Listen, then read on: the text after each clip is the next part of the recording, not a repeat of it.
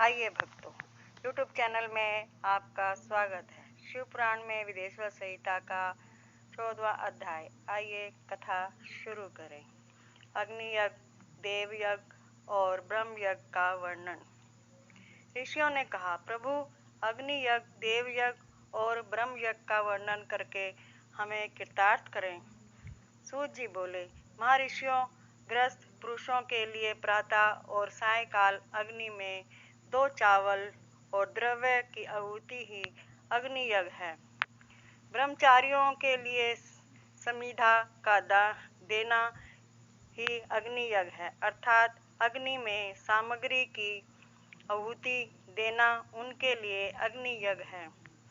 दिवजों का जब तक विवाह न हो जाए उनके लिए अग्नि में समिधा ही की आहुति, व्रत तथा जाप करना ही अग्नि यज्ञ है।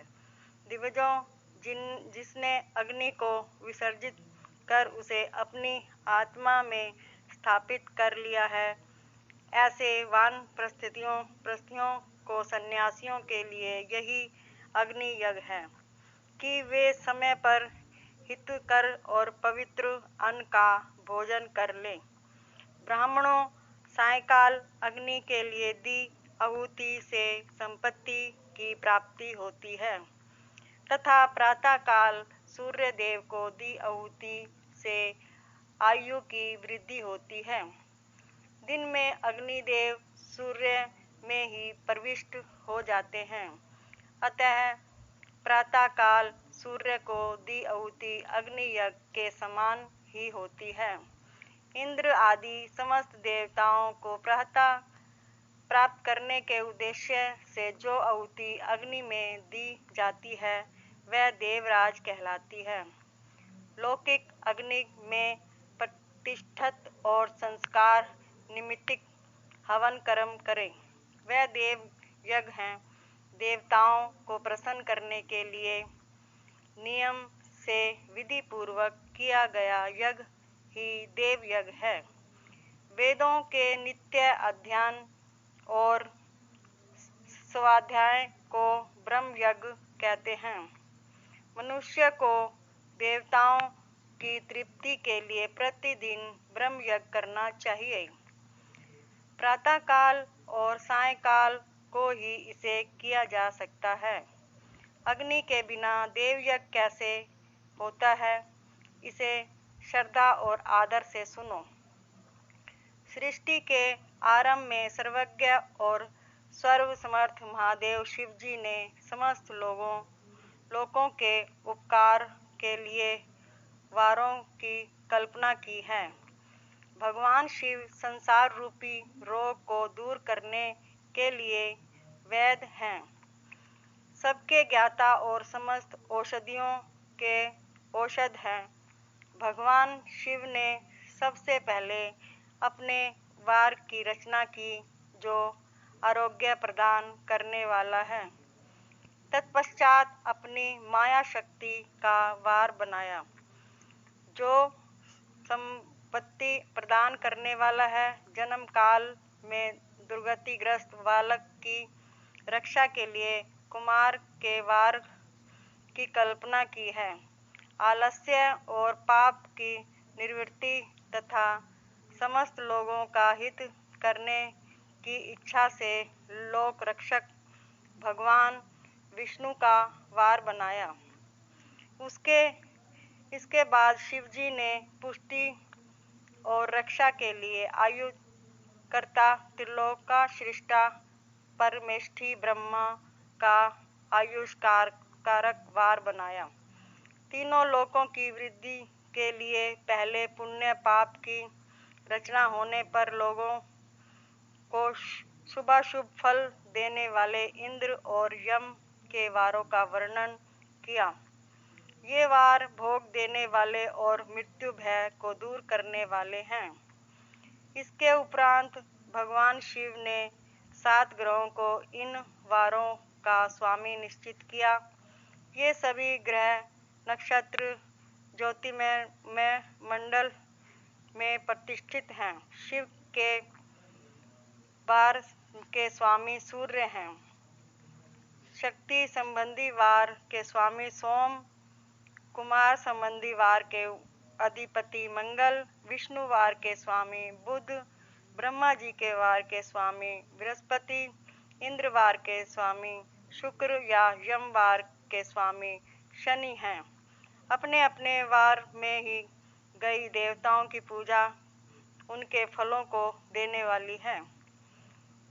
सूर्य आरोग्य और चंद्रमा संपत्ति के दाता हैं।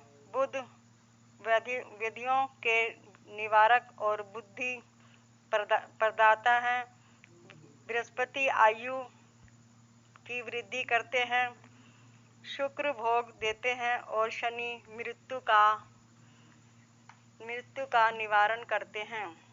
इस सातों वारों के फल उनके देवताओं के पूजन से प्राप्त होते हैं।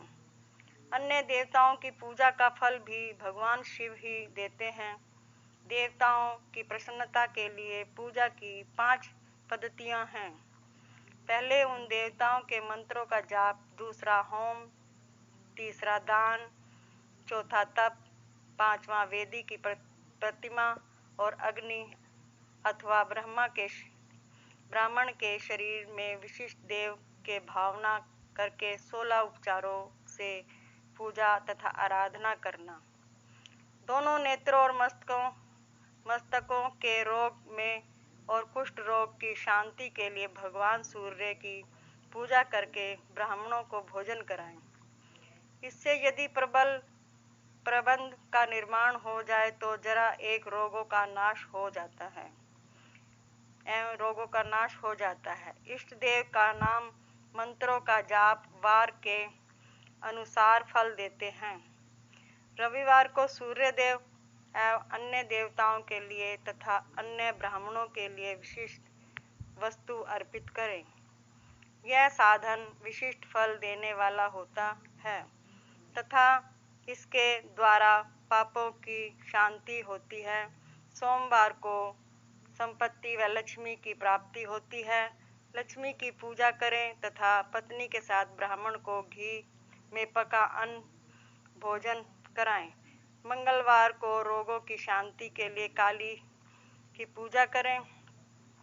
उड़द, मूंग एवं अरहर की दाल से युक्त अन्न का भोजन ब्राह्मणों को कराएं। बुधवार को दधि युक्त अन्न से भगवान विष्णु का पूजन करें। ऐसा करने से पुत्र मित्र की प्राप्ति होती है जो दीर्घायु होने की इच्छा रखते हैं। वे बृहस्पतिवार को देवताओं का वस्त्र, यज्ञोपति तथा घी मिश्रित खीर से पूजन करें। भोगों की प्राप्ति के लिए शुक्रवार को एकाग्रचित्त होकर देवताओं का पूजन करें। ब्राह्मणों को तृप्त करने के लिए षडाक्षर युक्त अन्न दें। स्त्रियों की प्रसन्नता के लिए सुंदर वस्त्र का विधान करें। शनिवार अपमृत्यु का निवारण करने वाला इस दिन रुद्र की पूजा करें। तिल के होम का दान से देवताओं को संतुष्ट करके ब्राह्मणों को तिल मिश्रित भोजन कराएं। इस तरह से देवताओं की पूजा करने से आरोग्य एवं उत्तम फल की प्राप्ति होती है। देवताओं के नित्य विशेष पूजन, स्नान, दान, जाप, होम और ब्राह्मण तर्पण एवं रवि आदि वारों में विशेष तिथि और नक्षत्रों का योग प्राप्त होने पर विभिन्न देवताओं के पूजन में जगदीश्वर भगवान शिव ही उन देवताओं के रूप में पूजित होकर सब लोगों को आरोग्य फल प्रदान करते हैं।